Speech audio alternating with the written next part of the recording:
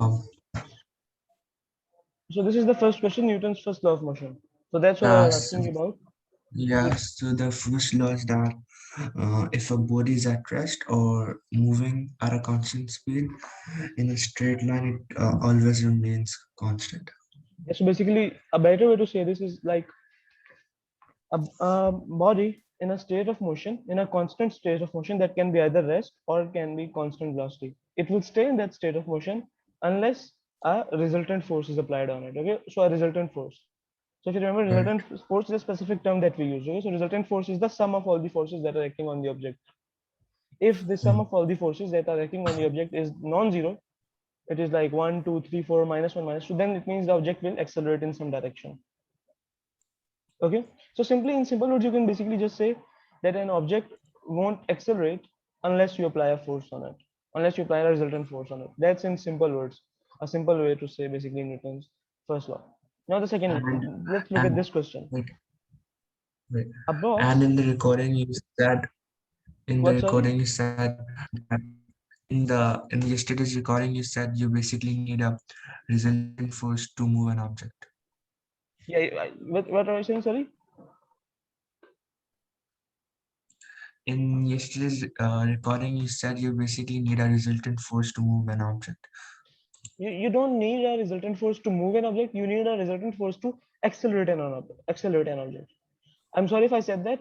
That may have confused you a bit, maybe. But an object can move, like it can be already moving with constant velocity without a resultant force. Like if all the forces Mm. are zero and it is moving with constant velocity, it will keep moving with constant velocity. A force is required to accelerate the object. So basically, if you want to change the speed, either you want to decrease it or increase it, then you have to apply a resultant force. Okay, that's the function of a resultant force. Now So let's. even if wait, Mhm. even if it's the resultant force is zero, there will be something on the speed, No, no. but the acceleration will If be zero. yeah, acceleration will be zero, so there can be a constant speed. So if you have a car that is going over, so let's say there is no friction and you have a car that is just going forward without any forces, the car is off and it was going initially, there is no friction, so it will basically keep going onwards till we stop it. That's what it means. But in real life you may ask, like, why does it stop in real life? Mm. Like if you start it will stop eventually. The thing is, there is friction. So friction basically provides that resultant force on the car, and due to that the car stops. Okay, that's the reason basically. Mm. Now this B part. A All box right. slides down a slope as shown. So the box is sliding down the slope with this velocity v. The angle of the slope to the horizontal is 20 degrees. The box has a mass of 65 kilograms and the total resistive force R acting on the box is constant as it slides down the box. So if you remember, we did a similar question to this one in kinematics. And I told you, like, we will discuss these type of questions in detail when we will do dynamics. So let's look at this one. So the angle is 20 degrees. The box has a mass of 65 kgs, and there is a resistive force R. So let's draw the forces basically. Let's look at the forces first. Mm. So first you have, let's show with red, this weight, okay, and this is equal to basically mg. This is your weight. Let me write it somewhere else. Let me write it on this side. This So is mg. uh, one of the force could be the weight. It is acting downwards, vertically downwards. Yeah, force is always like the weight is always vertically downwards, because that's like we know it. Okay, so we know commonly that the weight is always acting in a vertically downward direction. Okay, so this is weight. The other force is total resistive force R. So this force R is basically resisting the motion. Okay, it is resisting the motion. So basically this R is going to be, if the motion is in this direction, this R is going to be in the opposite direction, like this R. And then we know, okay, now look at this situation. So let's divide this weight into two components. So if I divide this weight into two components, this will be the this will be the horizontal component of weight, like this, we know that, right? And this will be the Mm. vertical component of the weight. Okay, and this angle, this will be basically 20 degrees. 20 degrees. Wait a minute, I'm just coming back. Give me a minute. Mm. Yeah, So what were we discussing? So we are breaking this down into two components. So this weight is basically in two components. So one is this component along the slope, and one is this Hmm. component perpendicular to the slope. Okay. And this R, we don't need to break this R because this R is already in the direction along the slope. Even if I break it, this So, component, this vertical component will be 0. So basically we don't need to break it. Okay. hmm, And then if you think about it, if hmm. this, So there, Mhm. so there are two forces acting. One of them is weight, and the other is the Yeah, perpendicular there is one force. another one. There is another one. Now I'll tell you about it. So if you think about it, if you think about this block is moving forwards, let's say. There is a force forwards, there is a force backwards. But this block is not moving upwards or downwards, right? But Hmm. we know there is a force that is acting in this direction. We know this. This is a component of weight that is acting in this direction, right? We know that. So that if there was no other force, then this box should basically move into the slope, inside the slope. It should go into. So basically, why does it not Hmm. move? Because there is this normal force. This normal force called N. This force is called as Hmm. N. This is the normal force. This always exists when you are dealing with surfaces. So whenever you have to draw a surface, always include weight and N. And if they give you other forces, include them too. Like they give us resistive force here. If they tell you to include friction, then include friction too. But always don't forget to like include weight and the normal force. So they're saying state the names and directions of the other two forces acting on the box. So one force is force R. What are the other two forces? One is weight. The other two forces are the one you said right now, normal force, and one is weight. Exactly. So weight and normal reaction force. We call it normal force. We also call it normal reaction force because it is basically a reaction to the weight. So there is What weight, there is, is the normal force. what is normal force? I have never heard about it. Normal reaction force basically, so if you place your book on the table, the book should basically move down due to the weight. So basically, this table applies a force upwards on the book. Hmm. That force that every surface applies on the other surface, that is called the normal reaction force. See, so like to Hmm. balance the forces, because I know that this object is not moving in this direction. This object is not moving in this direction, right? This object is only going Right. forwards, perpendicularly. It is not going in this direction. So I know from there that basically it will not go upwards or it will not go downwards. That means that the normal force and this component of weight, they are basically being cancelled out. And I will get this formula basically. So okay, we'll come to the formulas later. So first we'll discuss these things and then we'll come to the formulas. Now the next thing is the variation with time t of the velocity v of the So, box. but Uh-huh. won't we write the directions for the two forces? Two Okay, forces let's applied. write the formulas first. Let's write. Okay, so if I want to write the formulas, what will be the formulas? let's uh, let's mention the formulas now that we are on it.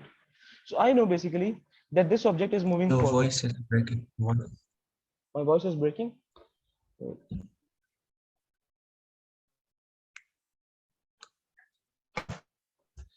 Can you hear me now?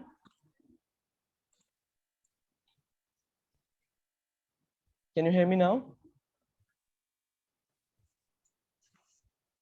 Yes. Hello. Yeah, yeah, I can hear you. Okay, perfect.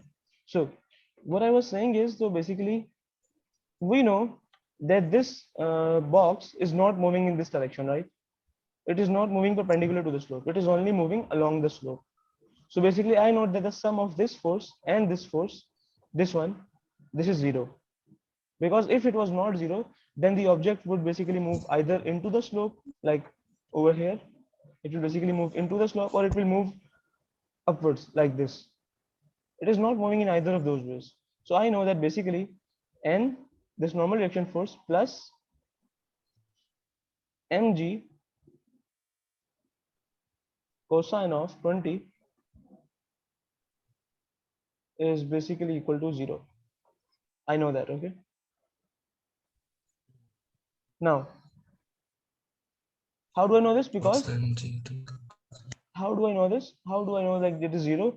Because the What is object a is what? Sorry. normal force?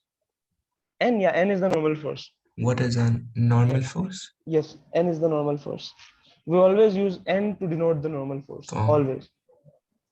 Okay, and mg comes from the weight. Mg is basically the weight, and cos 20 is basically the component of weight in this direction. Okay, so let's see. N plus mg cos 20 is equal to 0. This is our first formula. Now, there is going to be some acceleration in this direction, right? There is going to be some acceleration in this direction, right? Mm. And I know that Yeah. basically F resultant is going to be equal to ma, right? I know, like for n Right. and this component of weight, that basically they both add up to 0. Now you only need to deal with this component. I only need to deal with this component and r. These are the only two components I need to deal with. So first let's write this component. So this component is basically mg mg Mg. sine 20,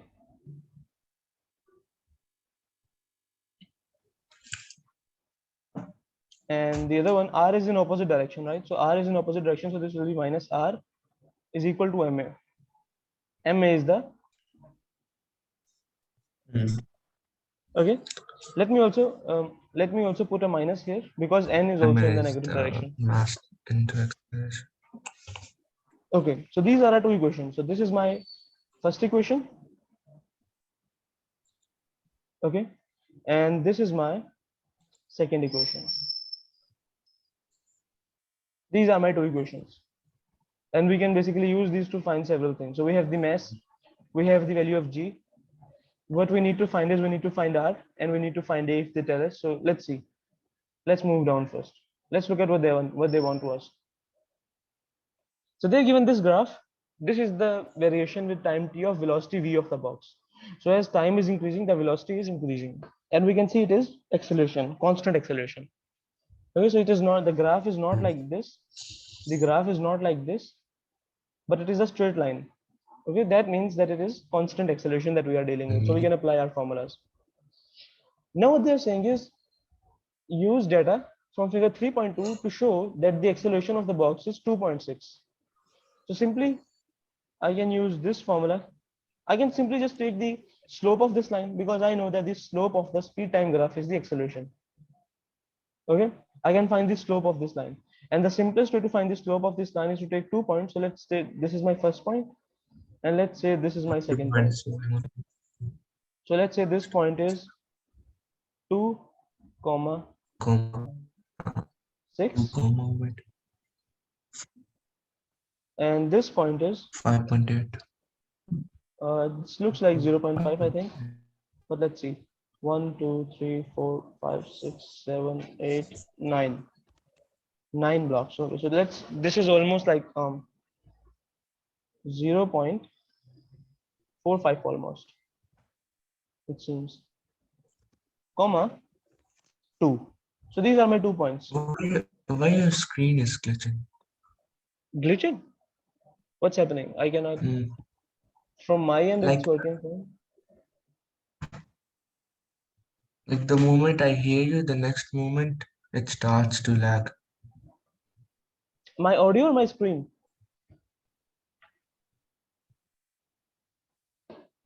Both. Both of them. Okay, so I don't know, it might be a problem with the software maybe, or I think it's probably due to the internet again. But if you don't understand anything, then you can tell me, I will repeat, so don't worry about that. Okay, so if you don't understand anything, you can tell me and I will repeat it again, so don't worry. Now they want us to use this information to find the acceleration, and I have 2 points, so I know that the acceleration is basically the slope of this line. So I will do y2 minus y1. Y2 is 6, so I will do 6 minus 2 over 2 minus 0.45, and I will basically get this.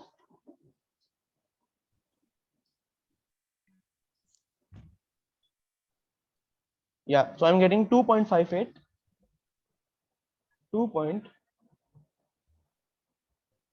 58, which can be rounded off to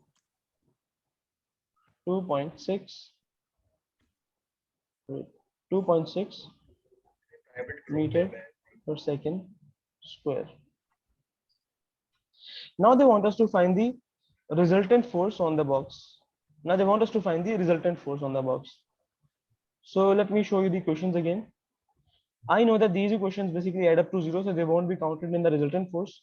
Only these forces will be counted. And I know that this is my resultant force, right? So if I think about it, my resultant force is basically just F RES. It is basically equal to mg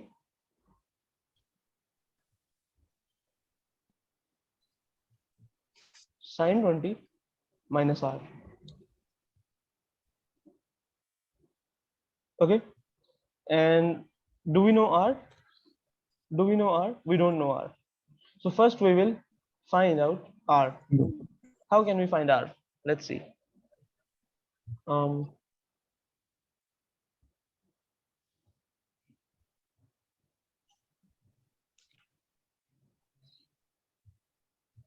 okay, it is simple. Okay. So I know that. Okay, we will apply this one later. Don't look at this one right now. We will use this one. We will basically use this equation. F resultant is equal to ma basically. So I know the acceleration. Will your voice be clear in the recording? What? Sorry. Can you repeat? Will your voice be clear in the recording? Will your voice be? Clear in the recording. Yeah, it will Like I be clear in the can't recording. hear what are you Because trying like to the, say the recording over. is from my end. The recording is from my end. So in the recording it will be clear. But it like I think it's a problem with the Hmm. connection. So what I mean is, okay, I will repeat it again. So what I mean is, we have studied that F resultant on a force is basically equal to ma. F is equal to ma. That F is basically F resultant. So if you want to find the Hmm. resultant force, you can just find the product of mass and acceleration. So I know the mass. This is the mass, 65 kg, and I have calculated the acceleration in this part. I've calculated the acceleration in this part. So I can simply write F res is basically equal to what? It is basically equal to ma, and m is basically 65 and a is basically 2.6, and I will get 167.7. So let's round it off to 168 newton, almost 168 newton. So this will be my answer.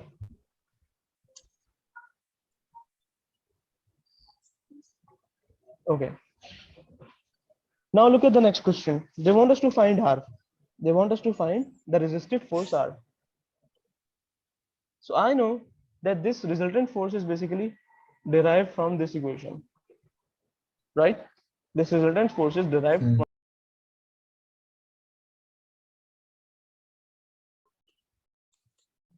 from, can you hear me? Yes, I can. So, Okay, I think it's a problem with my internet. So in the recording, it will be all right at least. Okay. So if you don't understand anything from the video, you can go to the recording. If you don't understand from the recording, then you can ask me. I will explain it again. Okay. So I was saying, we know this resultant force now. We have calculated it to be 168. We know m. We know g. Okay. And all we need to do is to calculate r. So basically, we can use this equation to find r. So I will write this equation over here.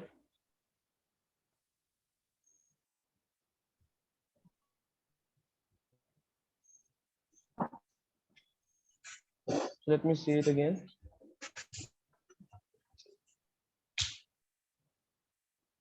Mg.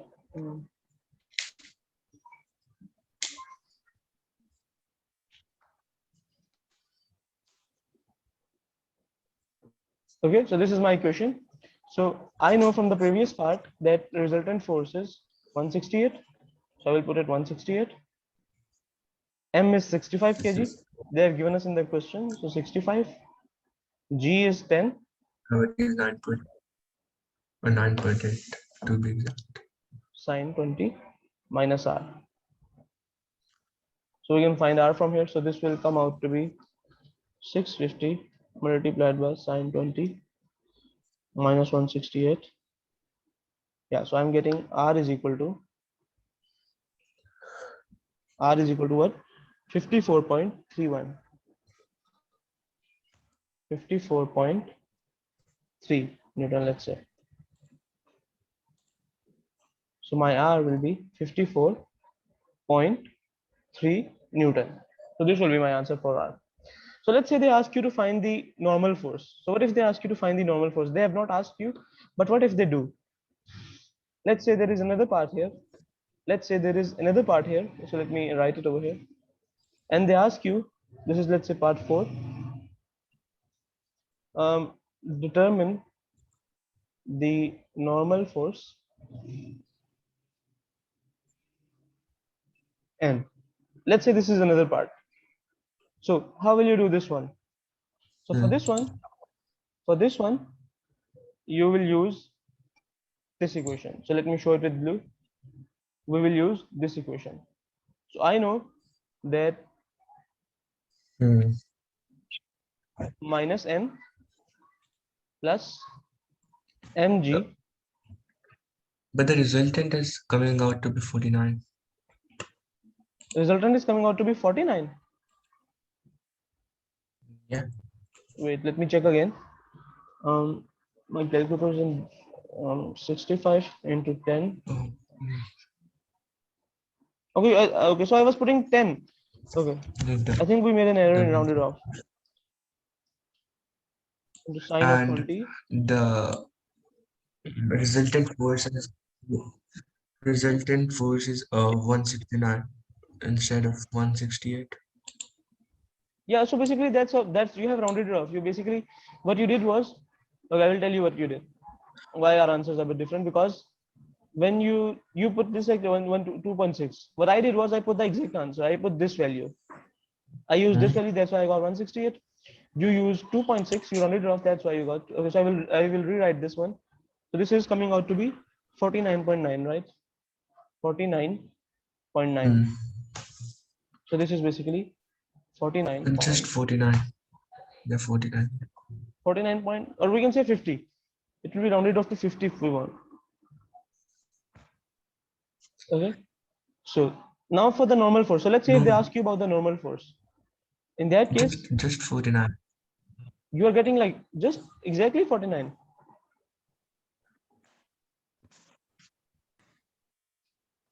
What are you saying, Yeah, sorry? exactly 49.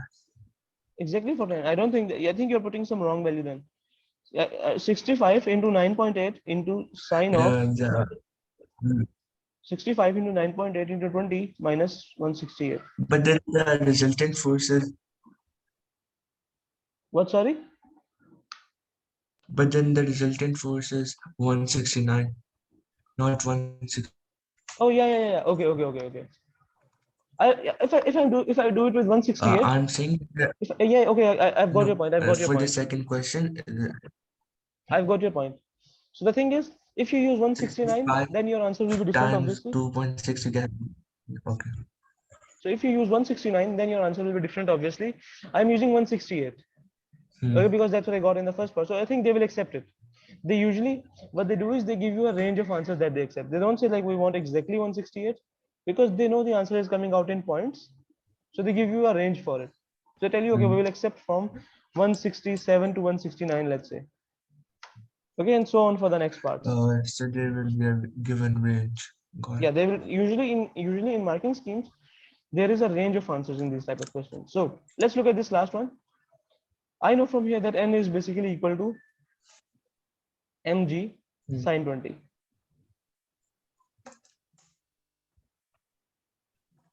So I will get n is equal to 650 times sine 20. Hmm. Sine 20. And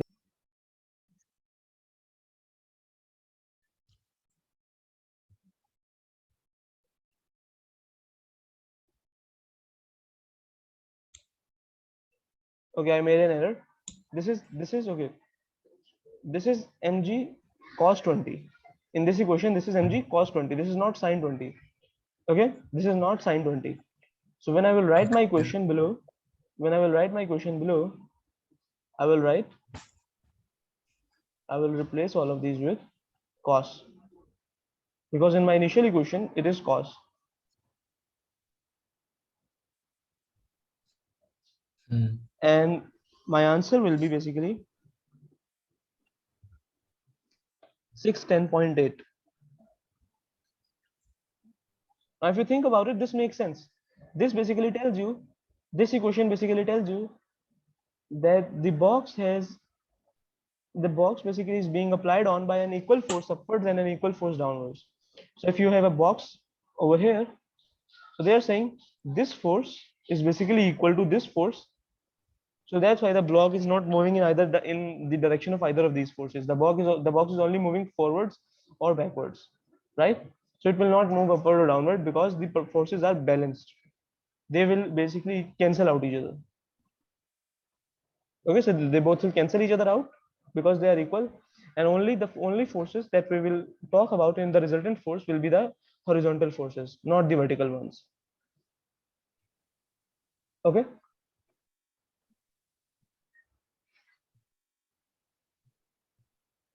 Can you hear me?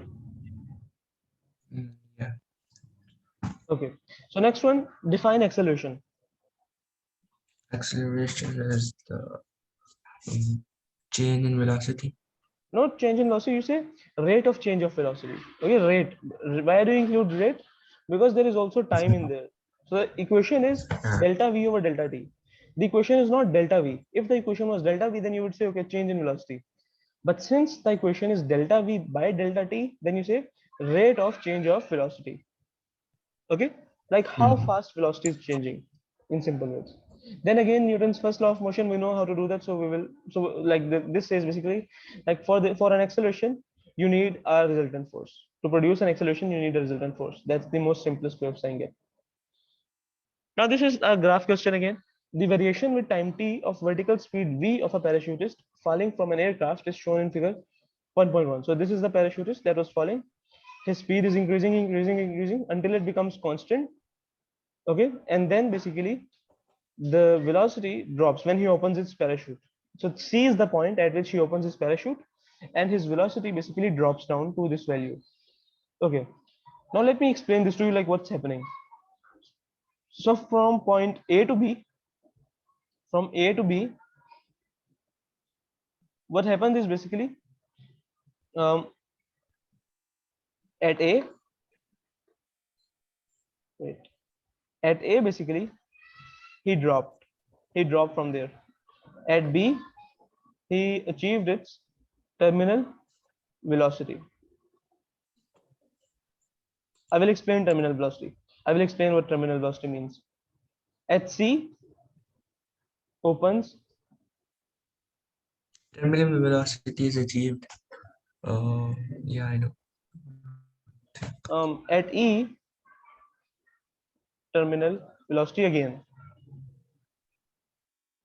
So terminal velocity basically is constant. So what happens basically, if you think about it, what happens is basically in the air. So let's say you have this ball, let's say that is going downwards. So Object is no longer increasing. initially when it is going downwards, the only force acting on it is the weight.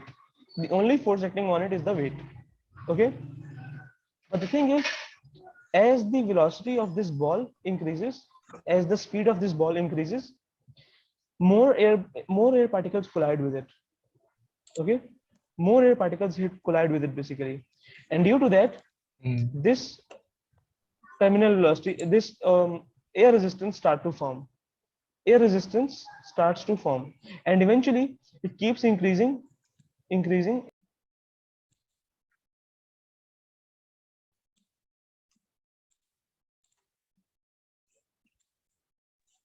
I'm sorry, this is the second time the internet has went off. I don't like it's something like something is really wrong with it today. I don't know what's the problem, but I cannot figure it out. Hmm. Let me explain what I was saying. So initially, let me explain it from here. So initially, when the ball is dropped, initially, only weight is acting on it, right? So the ball is moving downwards. The ball is accelerating downwards. But when the speed of this ball increases, there are air molecules in the air. Okay, so there are air particles in the air, and what they do is basically they hit the ball. When the speed of the ball increases, they hit it like more frequently. They hit it much more, and basically this opposite force develops because the air particles are always hitting the ball. Okay, and this is what we call air resistance. And as velocity keeps increasing, this air resistance also keeps increasing like this, and it keeps increasing until it becomes equal to weight. Okay, so when it becomes Mm. equal to weight, so it cannot become more than weight, because like if the air resistance is more than weight, then basically the ball will start to move upwards, and we know from real life that it is not possible. Okay, so basically what happens is eventually a constant velocity is achieved. A constant velocity is achieved because this force this force basically cancels out this force, and because of that there is no acceleration anymore. So that is why in this period we see there is acceleration is zero. Okay, so this is basically this velocity when the velocity becomes constant, that is what we call as terminal velocity. Okay, that is how we define terminal velocity. Clear? Clear. Again, if you think about it, so basically when he opens this parachute, what happens is like the velocity decreases, and then eventually you achieve terminal velocity again. But this terminal velocity is very low this time, Yeah. because in case of the Low parachute, terminal velocity. what, sorry, That's called low terminal velocity at the bottom. can you repeat? Sorry, your mic is like again. At the bottom, you achieve low terminal velocity. Yeah, so we don't call it lower terminal velocity or per terminal velocity. The thing is like this is the terminal velocity of the parachute, you can say in simple words. This was the terminal velocity of the simple body. So if you think about it, if you throw a shopping bag and if you throw a ball, the ball will achieve a terminal velocity 2 at some time.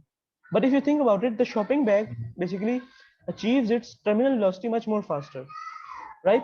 It has to do with the surface area. So Right. basically, the more larger your body is, the more larger the surface area, the more air particles will basically collide with it, and basically they will cause more air resistance, and due to that you Mm. will be able to achieve terminal velocity more quickly if your surface area is more. So that has to do with that. So we'll not go into the details right now. So this is the terminal velocity of the parachute that we achieve here, and this is the terminal velocity of the body. Okay, so Yeah. let's look at the questions now. Calculate the distance traveled by the parachutist in the first 3 seconds. So first 3 seconds is like let me see. So initially we assume air resistance to be zero, because initially like the velocity is not very much. So initially we can say that the air resistance was zero. So let's look at where is the 3 second mark. So it will be um, 2, 4. Yeah, I think it will be almost over here. So this, I think maybe this point is the mark for let me see, 3, 4. Yeah, this is the mark. This is the 3 second mark, and we can see the velocity over here is, what is the velocity?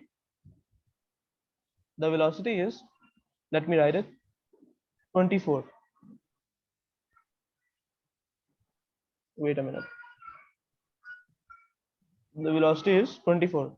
Now there are a couple of ways you can find the area. There are a couple of ways. So first method is by the formula. So you can say S is equal to ut plus half at square. So u is 0. So if I apply this formula, I will get S is equal to ut plus 1 half at square. Okay, but this formula is more complex. Why? Because like I know this part will cancel out because u is 0, but then I will have to find a first. I will have to find a first for this, right? There is a more simpler method, and the simpler method is, as I told you, so the distance under the velocity time graph is basically the area under graph. So if I find this area under graph, this is basically the distance covered, this area under graph, and I know this is a triangle. So S will, in simple words, S will be basically 1 by 2 into the height of the triangle, which is 24, and the width of the triangle, which is 3. So I will get basically 36. 36.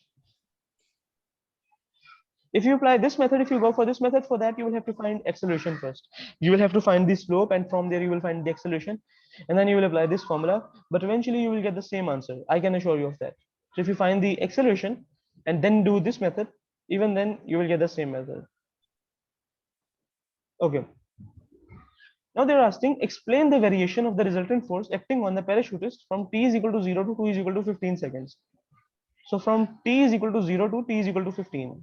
So this is the t is equal to 0 mark, Is equal to 50. and this is the Um, t is equal to 15 mark, almost over here below C. So what's happening is in this point? accelerating They are at asking first. about the resultant force. So what do you think? What's happening to the resultant force? It is accelerating at first few seconds. Yeah, so it is accelerating. It is accelerating really fast at first. Okay, so you can see the slope is really Mm. high. That means there is a force at the start. The resultant force is maximum at the start. But then as we move Mm. forward, what happens is the acceleration is decreasing, It decreasing, start decreasing until it eventually becomes zero. so,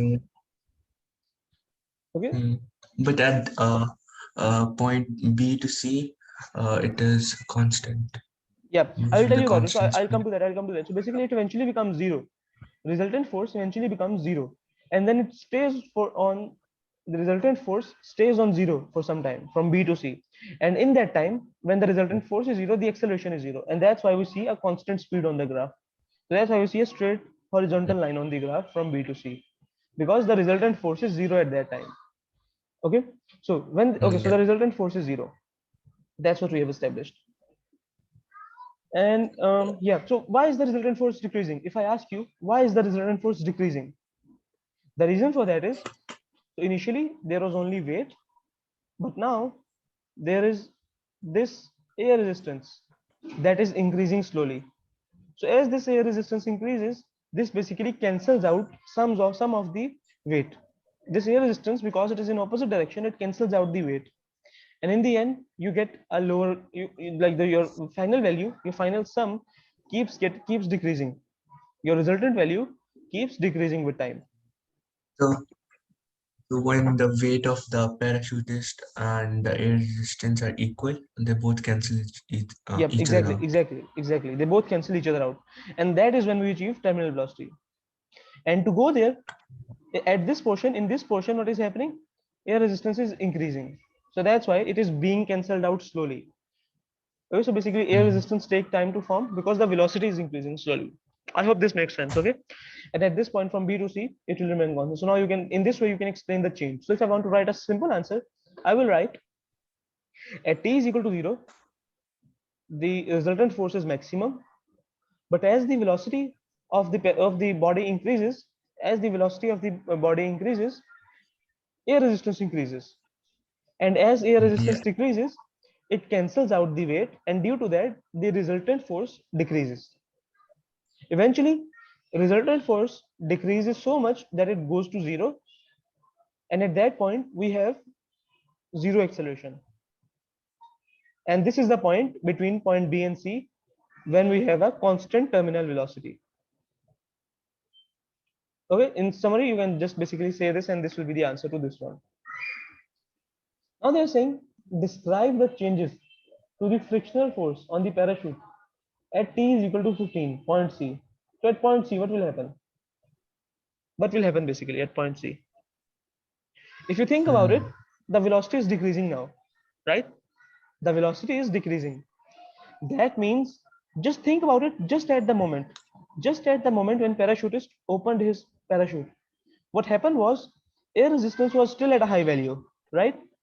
Air resistance basically got to a very high value, but the downward force, the weight is still the same.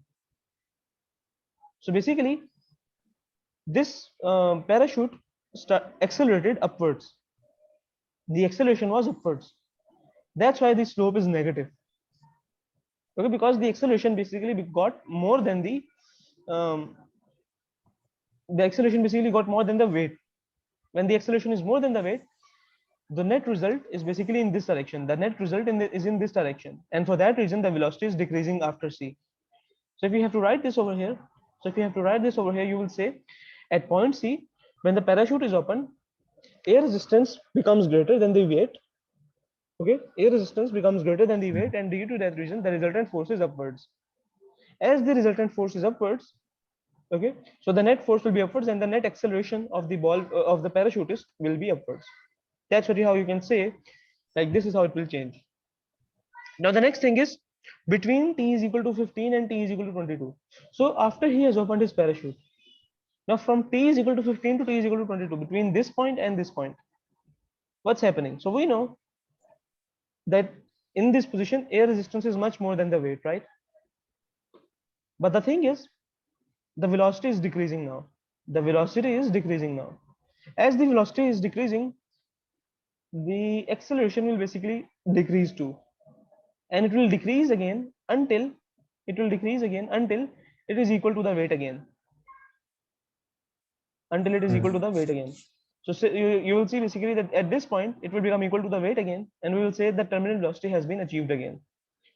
So to explain this, what I will say is the frictional force was more than the weight at 15 second mark, and then after that, since the velocity is decreasing, the frictional force decreased and became equal to the weight at point t is equal to 22 seconds, at which the terminal velocity has been achieved again. So this is a simple way to basically describe this. Okay.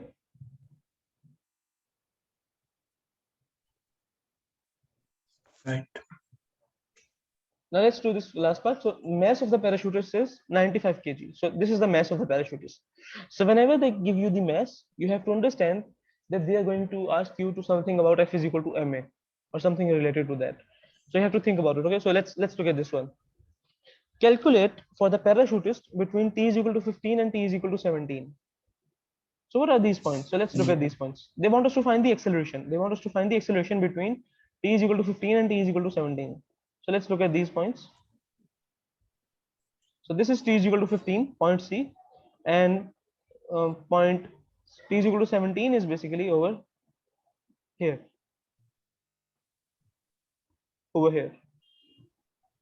So what they want to find the acceleration, we know that we have to find the slope, the gradient. So this point is 17 multiplied by, and 17 and 28, and this point is basically 15 and 50. So my acceleration I know will be 50 minus 28 over 17 minus 15, and this will basically give me a is equal to 11. So this will be minus 11. Yeah. This will be minus 11. So don't forget to put the minus because the gradient is negative. So it will be 28 minus 50. 28 minus 50 over.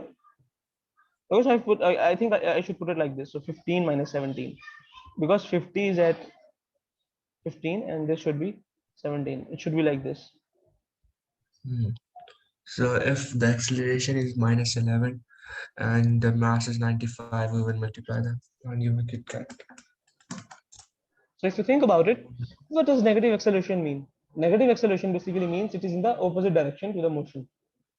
So it is against the velocity of the ball. So if the velocity is downwards, the acceleration is upwards. That's what the negative acceleration means. So we know that this is minus 11. Now the average frictional force. Now they have given us the acceleration. They want us to find the force. So for that we need a free body diagram. So let's say this is the parachutist. Okay. So this is the frictional force, and this is the weight. And I know that the acceleration is in this direction, right?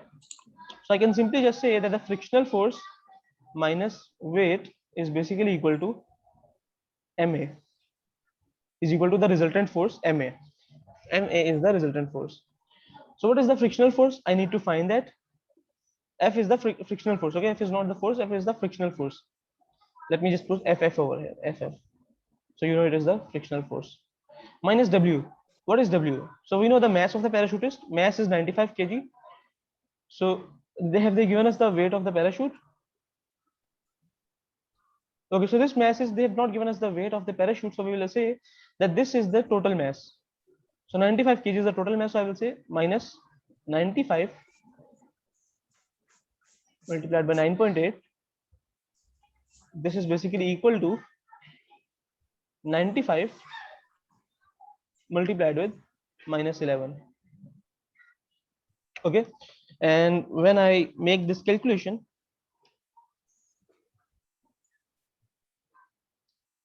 I will get minus 114. So FF is basically going to be minus 114 Newton, sorry. So my final answer will be minus 114 Newton. Okay.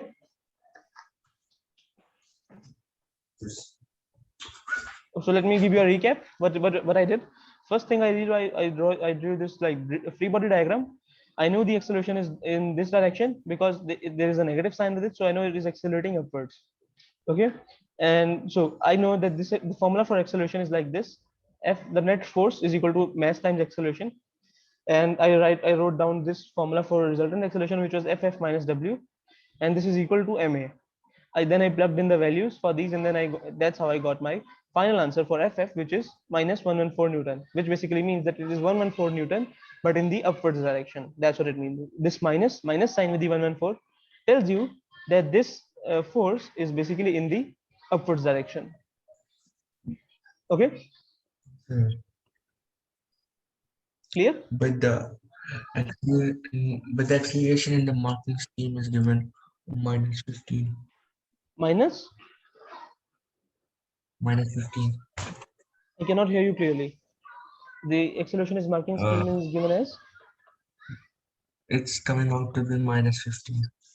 minus 15. Let's look over that Yeah. again. Let's see. Maybe I made some mistake in Wait. calculation. So this will be minus, this will be 22. This point is 50. At this point, this is 28. Yeah. I am pretty sure that this is the right answer. I'm pretty sure. Let me see. I think I may have picked the wrong point. So 1, 2, 3, 4. Okay, this is the actual point. Okay, I picked the wrong point. This is the actual point. So my actual point is 17, and this is 22. 22. Yeah. Like this. And from here you will get the acceleration, right? So your acceleration that you will get from here, this will be basically, let me make some corrections. So 50 minus 22 is equal over. Now this will come to be 16. This will come out as 16 now. It is still not 20. So let's see. 17 minus 15. Sorry. I will put 15 minus 17.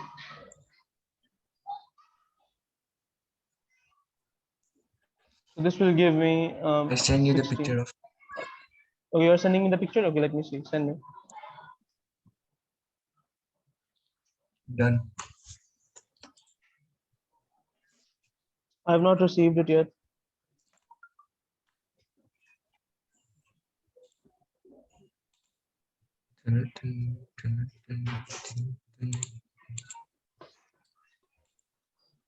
Have you sent?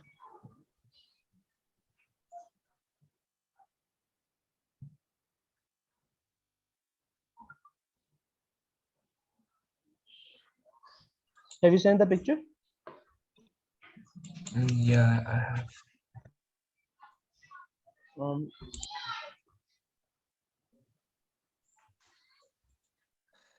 Let me look at my.